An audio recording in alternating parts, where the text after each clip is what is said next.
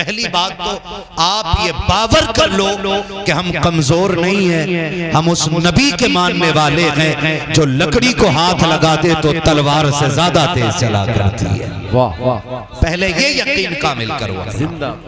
सबसे बड़ी कमजोरी है कि ईमान कमजोर हो गया, ये सबसे बड़ी कमजोरी है। आप कहेंगे कहां जी ईमान कमजोर है? 4 बार कलमा पढ़ता हूं मैं, तो खाली 4 बार कलमा पढ़ने से ईमान मजबूत नहीं होता। ईमान कैसे मजबूत होता है? पूछ अली से। हिजरत की रात हुजूर ने बिस्तर पे लेटाया और कोई ठंडी हवा के झोंकों की जगह नहीं थी। वो जगह वो थी जहां दरवाजे पे 40 तलवारें थी। दुश्मन इस धाक में थे, रात हो और हम मकसद में कामयाब हो। ऐलान करके अली को नहीं लिटाया हुजूर ने कि मैं अली को लिटा के जा रहा हूं। चुपके से कहा अली तुम सो जाओ, मैं जा रहा हूं। हजरत अली लेटे, हुजूर ने जो कहना था कहा। अगले दिन सारा मामला मैं तफसील से बात नहीं बता रहा हूं, निपटा करके हजरत अली हुजूर की बारगाह में। किसी ने कहा अली हिजरत की रात नींद कैसी आई? तो हजरत अली ने कहा था अल्लाह की इज्जत की कसम, जैसी नींद मुझे हिजरत की रात आई थी ऐसी नींद अली को कभी जिंदगी में नहीं आई थी। वाह वाह वाह, मैं ईमान बता रहा हूं, मैं ईमान बता रहा हूं कि ऐसी नींद पूरी जिंदगी नहीं आई। काली डर नहीं लगा? 40 तलवारें थी, 40 दुश्मन थे, दरवाजे पे खड़े थे, मारने के इरादे से आए थे। वो तलवार उठा देते तो अली गर्दन कट जाती। अगर वो अंदर आकर के तलवार चला देते अली जिंदगी खत्म हो जाती। अली का जवाब सुनो, मुस्कुरा के कह सकते थे कहा तुम क्या समझते हो? अली कोई ऐसे ही सो गया था? अली नबी की जमानत पे सोया था, नबी की गारंटी पे सोया था। मेरे नबी ने कहा था अली सुबह उठना है, अमानतें बांटनी है, फिर मदीने आना है। अली ने समझ लिया था अली को उस वक्त तक मौत नहीं आएगी जब तक उठ के अली मदीने ना आ जाए। नारे तकबीर, नारे रिसालत, ताजदारी मदीना कॉन्फ्रेंस, मसलके आला हजरत, नारे हैदरी।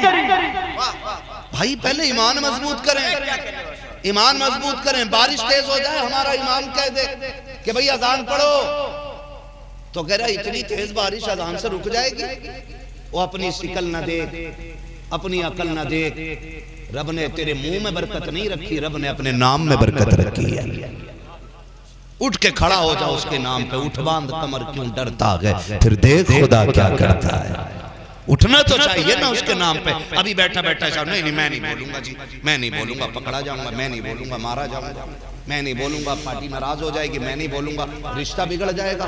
सुन, मेरे मुर्शिद ने सीधी बात कही, नबी से जो हो बेगाना उसे खुद से जुदा कर दे। फाइनली बात, ये फाइनली बात है। अब यहाँ हिसाब लगा रहा बंदा, ना ना मौलाना कड़वा ना बोलियो, इमाम साहब थोड़ा हिसाब से बोलियो। सारे लोग आते हैं, सारे आते ही क्यों हैं? मस्जिद सारे लोगों के लिए नहीं, मस्जिद सिर्फ अल्लाह वालों के लिए। क्या बात, उन लोगों के लिए जो सिर्फ अल्लाह वाले, और अल्लाह वालों की शान ये होती है एक ही सफ में खड़े हो गए महमूद अयाज, ना कोई बंदा रहा ना कोई बंदा नहीं। अरे क्या नीचे से डरा रहा मौलवी को। ईमान मौलवी का बड़ा पक्का है, वो डरा रहा है जिसका पता ही नहीं है ईमान मतलब क्या। ओ भाई ईमान मजबूत करें, ईमान बोलो, ईमान जोर से, ईमान ईमान। इतनी मजबूत आवाज नहीं निकल रही है जितना ईमान मजबूत करना है।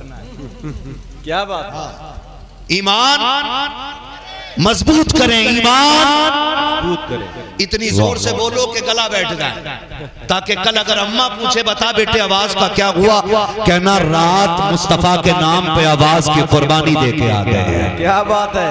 मैं जानता हूँ ये वक्त मुश्किल होता है, इसमें जगाना भी है और सुनाना भी है।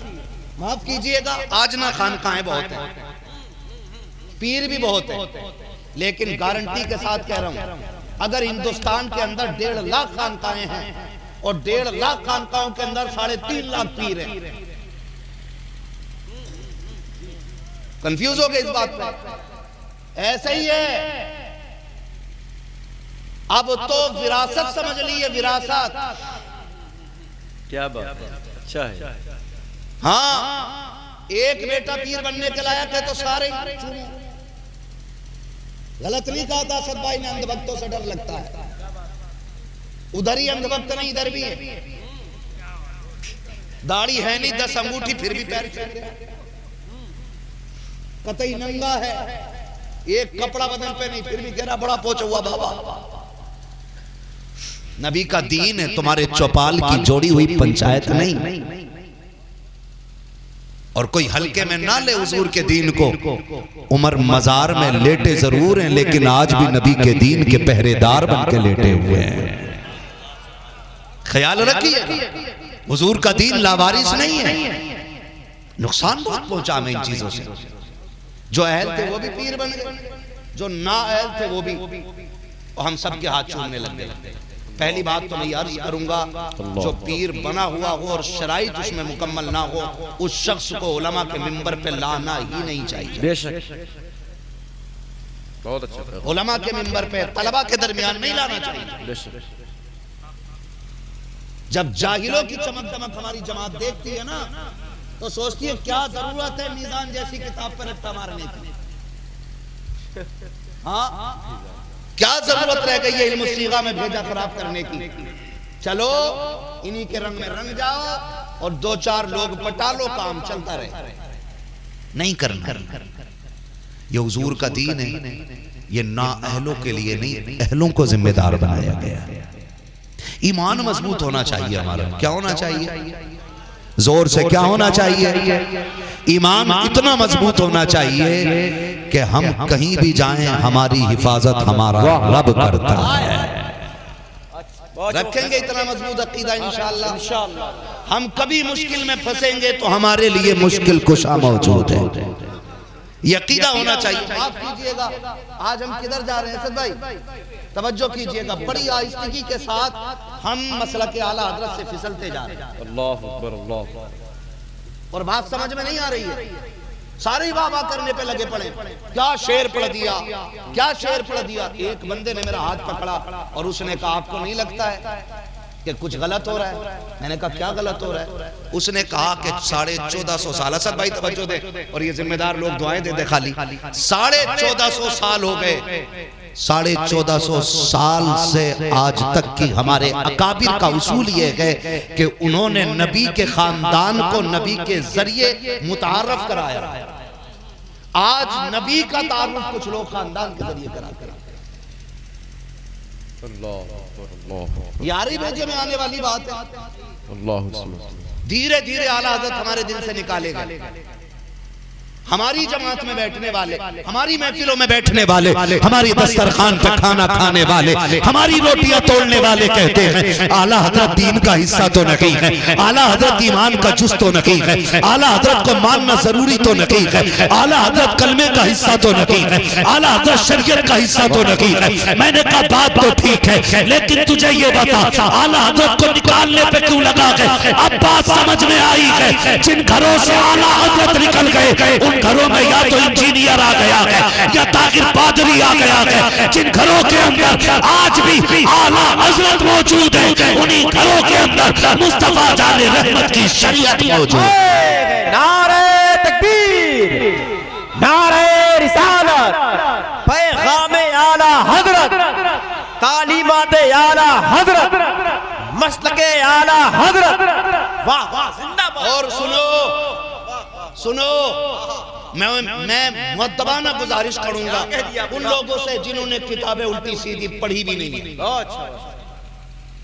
बहुत पहले एक शोशा छोड़ा गया, अल्लाह आपको सलामत रखे, अल्लाह करे ये पैगाम पूरी दुनिया तक पहुंचे और इस कमेटी के जरिए पहुंचे। गौसे पाक की करामतें बयान हुई तो हमारी जमात के लोग आगे बोले ऐसी करामतें बयान न करो, हम पे वहाबी हंसते हैं।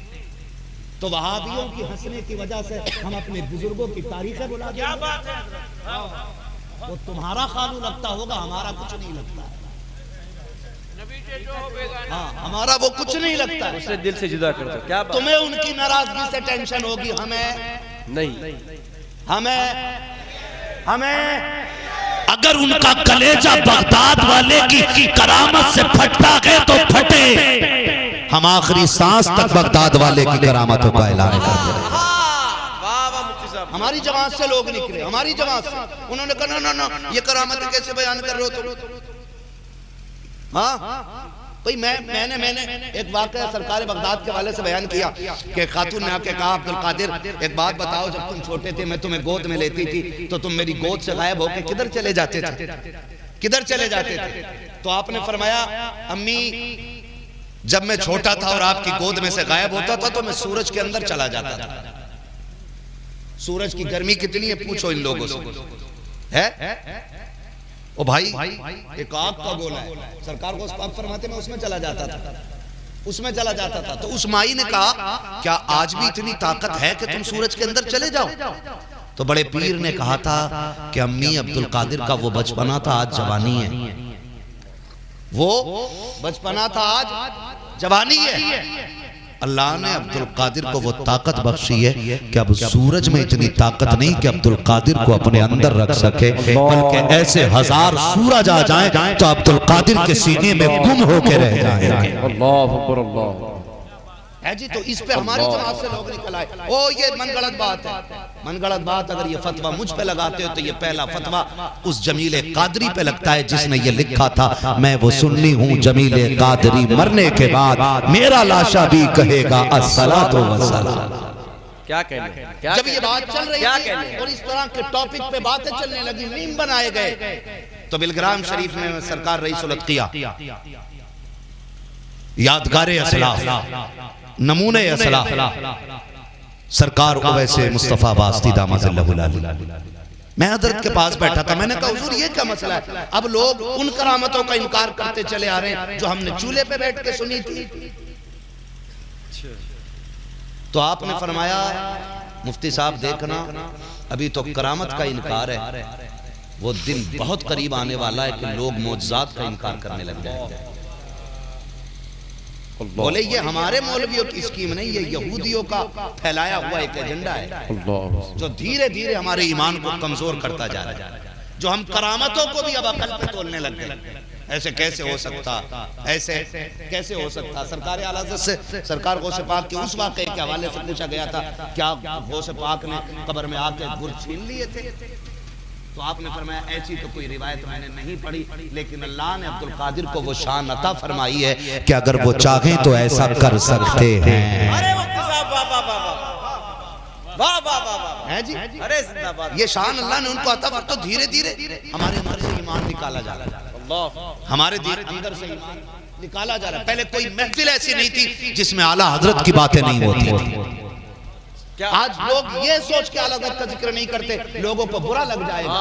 गैस में जल जाएं बेदीनों के दिल, या रसूल अल्लाह की कसरत। हमें क्या मतलब पड़ा है किसका कलेजा ठंडा होगा और किसका गर्म होगा? सुनो, जो जिससे इश्क करता है उसकी बातें करता भी है और उसकी बातें सुनता भी है। ये सीधी सी बात। हाँ, जो जिससे इश्क करता है उसकी बातें करता भी है और उसकी बातें सुनता भी है, इसलिए कि हर शख्स को अपने महबूब का जिक्र प्यारा हो। तो जी मुझे आला हज़रत प्यारे, मैं तो करूंगा रज़ा रज़ा। अब लोगों ने इसको भी मसलियत का हिस्सा बना लिया है। हमारे दस्तरखान पे खाने वाला मौलवी आधा किलो मुर्गा उड़ा देने वाला कह रहे हैं आला हज़रत से बात ना करना, आधा किलो मुर्गा उड़ा दे। रसूल कहते तेरे यहाँ का माहौल गर्मा जाता, हमारे यहाँ आला हज़रत पे बात कर लो तो ईमान गर्मा जाएगा। क्या जुमला है, नारा रिसालत, फैज़ान आला हज़रत, तालीमात आला हज़रत, मसलके आला हज़रत। अरे वाह जिंदाबाद। नौजवानों धीरे धीरे हमारे अंदर से ईमान निकाला जा रहा है। पहले जवानों को आला हज़रत से अलग किया, ये कहा गया मसलके आला हज़रत क्या है, और जी आला हज़रत हो गए तो फिर हुजूर कौन है? तू बता, अपने दादा को क्या कहता? कह रहा बड़ा अब्बा। तो बड़े अब्बा तो हज़रत आदम है, फिर तेरा अब्बा क्या उनसे बड़ा है? कहा नहीं, इस वक्त इस नस्ल में जो पुश्त में मेरे अजदाद में मौजूद है, ये उनमें सबसे बड़े हैं, तो मैं इन्हें बड़े अब्बा कहता हूँ। मैंने कहा इससे समझ में नहीं आया, अगर तेरी नस्ल का सबसे बड़ा आदमी मौजूद है उसे बड़ा अब्बा कह रखा है, जो अपने दौर में सबसे बड़ा हजरत था, तो हम उसे आला हजरत क्यों नहीं कह सकते? है तो पहले जवानों को आला हजरत से अलग किया गया, फिर इंजीनियर घुसेड़ दिया गया। इंजीनियर क्या कर रहा है आजकल पता है? वो उसे टंकी फिट करनी थी, वो नमाज फिट करने चला। हाँ प्लम्बर मिर्जा झेलुमी नहीं जहन्नमी। हाँ अब हमारा जवान क्या कह रहा है, बैठ के देख के सामने से कह रहा है ओहो क्या लॉजिक है भाई इसकी बात में, आ गई दिमाग में, आ गई क्या बात कही है उसने, दिमाग में आ गई। मैंने कहा सुन, दुनिया जो है ना वो अक्ल को तरजीह देती है, मगर हुजूर के गुलाम इश्क को तरजीह देते हैं। जिसने लॉजिक तलाश किया वो अबू जहल बन गया, और जिसने इश्क की नजर से देखा वो अबू बकर बन के चमकने लग गया था। तो हम क्यों उसकी बात सुने और लॉजिक बयान कर रहा है? उसका देखो, उसे देख के कुरान की आयत पढ़नी नहीं आती। वो जो मुजद्दिद बना घूम रहा है ठलुआ, उससे कोई टंकी फिटिंग नहीं करा रहा तो नमाज में नहीं मेक कर रहा है। तो ऐसे ही है मुफ्ती साहब। तो हमारा जो जवान है ना सोशल मीडिया का मुरीद हो गया है। क्या क्या बात है यार, उसने बताया भाई देखो 40 हदीसों से ज्यादा तो हुजूर की वो हदीस है जिसमें रफ़े यदैन है, और एक हदीस है जिसमें रफ़े यदैन का हुक्म नहीं है। तो मुझे एक बात बताओ, उसने फिर एक बात कही कि हम वो नमाज पढ़ते हैं जो हुजूर वाली है, और ये हनफी लोग वो नमाज पढ़ते हैं जो अबू हनीफा वाली है। वो ये बात कहता है, ऐसे ही कहता है। हमारा जवान गुमराह हो रहा है उसमें। बहुत गौर से मेरी बात सुनिएगा। वो कहता है ये इमाम आजम अबू हनीफा वाली नमाज पढ़ते और हम हुजूर वाली नमाज पढ़ते। मैंने कहा जानवर, तुझे देख के कुरान पढ़ना नहीं आता। इमाम आजम उस जात को कहा जाता है जिसे 80,000 से ज्यादा हदीसें ज़बानी याद थी। कितनी? अरे बोलो कितनी? और 40,000 हदीसें ऐसी हैं जिनसे मेरे इमाम ने आसार मुरत्तब किए हैं, फिक़ह के मसाइल का इस्तिखराज किया 40,000 हदीसों से। जिस इमाम के खिलाफ ठोकते हो, अल्लाह ने उस इमाम को ये शरफ बख्शा था, ये इज्जत अजमत बख्शी थी कि जिस जगह पे इमाम आज़म का मज़ार है उस जगह पर बैठ करके आपने 7,000 कुरान मुकम्मल किए थे। ये शरफ अल्लाह ने बख्शा है कि दुनिया रमजान के महीने में 1 कुरान पढ़ती है, 2 कुरान मुकम्मल करती है, 3 कुरान मुकम्मल करती है, लेकिन इमाम आज़म उस जात को कहा जाता है जो हर रमजान के महीने में एक बल्कि 61 कुरान मुकम्मल किया। अरे जिंदाबाद जिंदाबाद। आए 61 कुरान। अब बताओ दीन की समझ इन्हें ज्यादा होगी या इस पिलंबर को ज्यादा होगी? पिलंबर को ज्यादा होगी समझ। ना जाओ उधर, मैं तो कहता हूँ खुल के, आपको शरीयत का कोई मसला पूछना है ना तो गूगल पे ना ढूंढो। गूगल पे सिर्फ वो लोग आ रहे हैं जिनकी कोई सामने से नहीं सुन रहा है। हाँ वही मिलेंगे फतवे झाड़ते हुए गूगल पे, जिन्हें कोई महफिल में पूछने तैयार नहीं। आपको मसला पूछना है ना, बरेली दूर है आपके यहाँ से, मानिकपुर शरीफ दूर है आपके यहाँ से, है ना? आपकी मस्जिद का इमाम तो आपके करीब रहता है ना। मैं समझता हूँ आपका कितना भी अहम मसला होगा, आपके इमाम की दस्तरस से बाहर नहीं रह सकता। आपकी जरूरत के तमाम मसाइल गालिबन आपके इमाम को आते होंगे, और अगर कोई ऐसा मसला होगा जो आपके इमाम को नहीं आता होगा ना तो वो आपको रेफर करेगा दूसरी जगह, जहां आपको भेजा वहां जाइएगा। 100% मुत्तफिक रहोगे, दिल मुतमईन रहेगा और फिर अमल करने भी मजा आएगा। लेकिन क्या करें, सोचें ये तो 6,000 रुपए ले रहे हैं, ये क्या मसला बता पाएंगे? मसला उससे पूछो ना जिसे हम 1 लाख देते हैं, 50,000 देते ना। दीन मस्जिद के इमाम से पूछिए। समझ रहे मेरी बात? धोखे में ना आइए, बड़ा आसान चल गया। आज तो वुजू में कितने फर्ज हैं, ऐसे मार। वुजू का तरीका क्या है? वुजू का तरीका अगर किसी ने शाफई मसलक पे बयान कर दिया तो उधर जो मसला मसा का है ना, मुतलकन मस है, वहां पे भिगो के उंगली मार लो, मसा हो गया। लेकिन हमारे मसलक में क्या है? चौथाई सर का मसा है जी।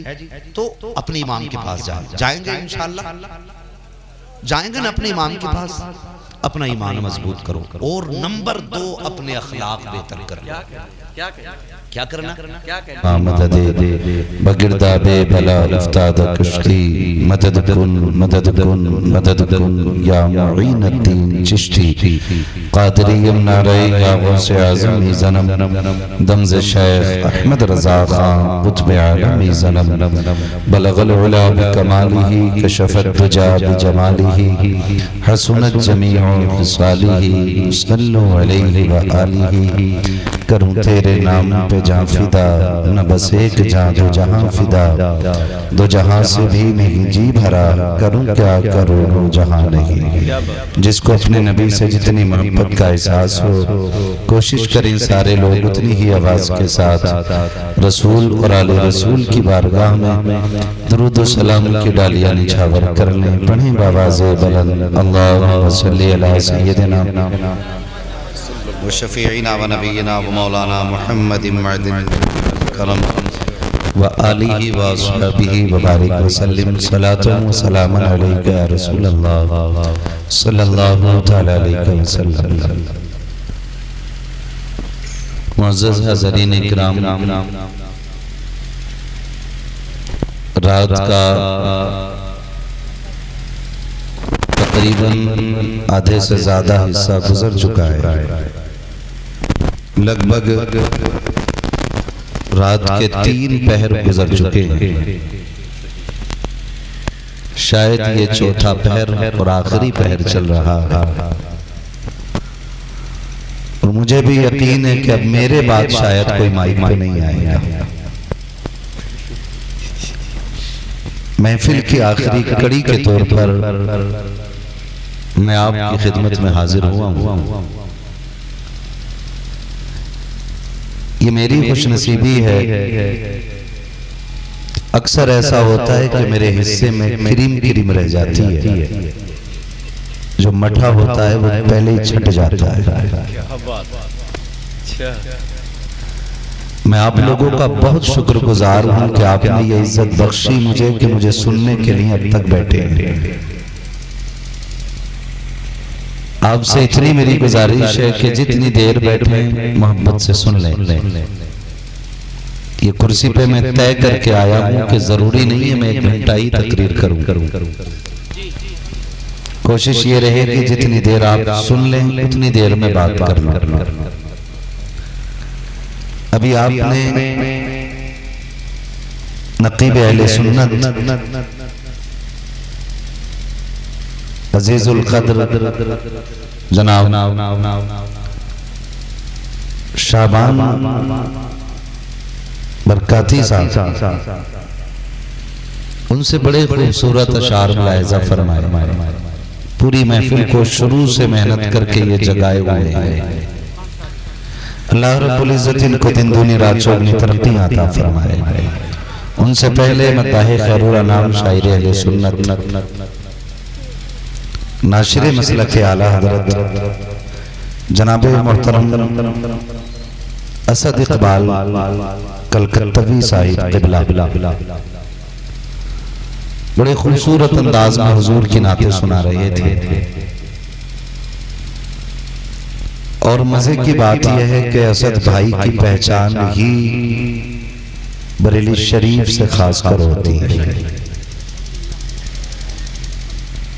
जो पोस्टमार्टम खुतबा 1 घंटे में करते हैं वो 1 मिसरे में ये कर देते हैं। हाँ, वो 1 मिसरा है कि कलेजी लेके बैठे हैं, है ना, कलेजा लेके बैठे। हाँ जी, ये चीजें यही लेके बैठे रहते हैं हर बार। कभी कलेजी, कभी कलेजा, कभी ढोलक फाड़ देते हैं, कभी डुगडुगी हाथ में दे देते हैं, कभी डमरू बना देते हैं। बड़ा परेशान रहता है एक तबका तो इनसे। पता नहीं कब हाथ में ये डमरू दे दें, कब ढोलक दे दें। वाकई शोरा इनको दादा कहते हैं, दादा और हैं भी दादा। जितने जवान लग रहे हैं उम्र से उतने जवान नहीं है। मैं समझता हूं अभी जो कुछ जवानी है ये हुजूर की नात के सदके में बाकी है। है ना, वरना हम खुद जानते हैं जब से होश संभाला हम असद असद असद यही सुनते चले आ रहे, हमारे बाल सफेद होने पे आ गए। असद भाई माशाल्लाह। और अभी भी असद भाई हमसे ज्यादा टिक जाते हैं माई। अल्लाह ताला इनको मजीद बरकतें अता फरमाए। मिंबर रसूल पर उलमाए अहले सुन्नत का नूरानी काफिला हजरत अल्लामा मौलाना इमामुद्दीन साहब क़िबला बुजुर्ग आदमी है, मैं हिम्मत को दाद देता हूँ और ये इनकी हौसला अफजाई है हमारे लिए कि अब तक बैठे हुए हैं। हाँ, वरना आजकल जवान आदमी की कमर में दर्द हो जाता है। देख लो कितनी टेक लगाए पड़े हैं कुर्सियों पे, खुद अंदाजा हो जाएगा, है ना, हो जाता है। पुराना चावल है, ओल्ड इज गोल्ड। जिन्होंने पुराना घी खाया हुआ है ना असद भाई, सुना वो भी नहीं थकते लोग। अब नए घी में भी हजरत बड़ी मिलावट आ रही है। नया घी खा लो तो बीमार हो जाते हैं। तो तशरीफ फरमाए हजरत अल्लामा मौलाना मुफ्ती शाहनवाज अजहरी साहिब क़िबला। बड़ी अच्छी गुफ्तगू फरमाई और पूरी गुफ्तगू बहुत खूबसूरत थी, लेकिन सबसे ज्यादा जो गौर करने वाली बात थी वो इनकी ये थी कि महफिलों में जो बात आपसे कही जाती है उलमा के जरिए उस पर अमल करने की कोशिश किया गया। अच्छा पैगाम है बेशक, ये सबसे जरूरी बात है, क्योंकि अब हमारे यहाँ कोई तन्हाई की महफिल नहीं रह गई। अब समझो मजलिस मुशावरत भी यही है, इबादत भी यही है, तबलीग भी यही है और अब तदरीस भी यही है। इस बात पे गौर करें कि मेरे समीप जितने लोग हैं और खिदमत खल्क का नजरिया रखते हैं, चटखुलों का नहीं, मनोरंजन का नहीं, ठट्टेबाजी का नहीं, क्या बात, जिनका ये नजरिया है कि अगर हमारे सामने ये 1000 लोग बैठे हैं तो सिर्फ एक मेरा घंटा खर्च नहीं हो रहा है, ये सारे मिला के 1001 घंटा खर्च हो रहा है। हमें सबके एक एक मिनट की फिक्र होनी चाहिए। और अगर इस घंटे की कीमत का अंदाजा न लगता हो तो ऐसे लगा दो कि आप 9 बजे से अगर या 10 बजे से बैठे हैं और अभी कितना टाइम हो रहा है, 2:30 हो गए। हाँ जी, 2:30 बजने वाले। कितने 2:25 हो रहे हैं ना, क्या घंटे हो गए? बोलो जरा, मैथ सही है ना सब? अरे पढ़े लिखे लोग हो यार। 10 से 2:30 तक कितने हो गए? ये अच्छा है, 2:30। 2:30 कितने हो गए 2:30 तक? अरे हाँ वही 2:30 कह लो। कितने हो गए सारे? 2:30 जोर से बोलो यार। 4:30। कोई मस्जिद तामीर हो रही हो और इतने लोगों में से हर शख्स के 4 घंटे मस्जिद में मजदूरी के लिए अगर लगा दिए जाएं, क्या बात है, क्या तो पूरी मस्जिद तामीर हो जाएगी, 1 रुपया खर्च नहीं होगा। क्या पैगाम है? इससे अंदाजा लगा लें कि हमारे एक बंदे का 4.5 घंटे की कितनी कीमत है। और उसमें भी हम सोचते हैं कि कोई ठट्टे लगाने वाला है। क्या बात, मूड नहीं बना यार, मजा नहीं आया। अगर मजा ही लेने तो मौलवी ना बुला के शेख चिल्ली बुला लिया करो। अच्छा पैगाम है। तमाशा ही अगर जलसों को बनाना है तो फिर डुगडुगी वाला बुला लिया करो। क्या पैगाम है, वाह माशाअल्लाह। इस मिंबर पे उसका हक है कि जिसका यही अमल हो कि उन्हें जाना, उन्हें माना, न रखा गैर से काम, लिल्लाहिल हम्द में दुनिया से मुसलमान हो गए। अच्छा मुफ्ती साहब माशाअल्लाह। ऐसे लोगों का हक इस मिंबर पे। अच्छा, और ऐसे ही लोगों को बुलाना चाहिए। मैं ये नहीं कहता मुझे बुलाओ, मुझसे अच्छे बहुत हैं, मैं सबसे घटिया।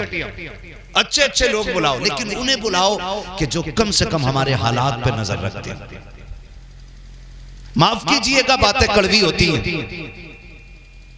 हमें अगर लगता है ना कि उठ के इस बंदे ने 500 का नोट हमें देना है, तो हमारी नजर इस पे टिकी रहती है, कब आ रहा है। 3 बार इसका नाम लेंगे, बड़ा अच्छा लड़का है ये, क्या बड़ा अच्छा लड़का है, 500 रुपए दे दिए तो इससे अच्छा ही कोई नहीं।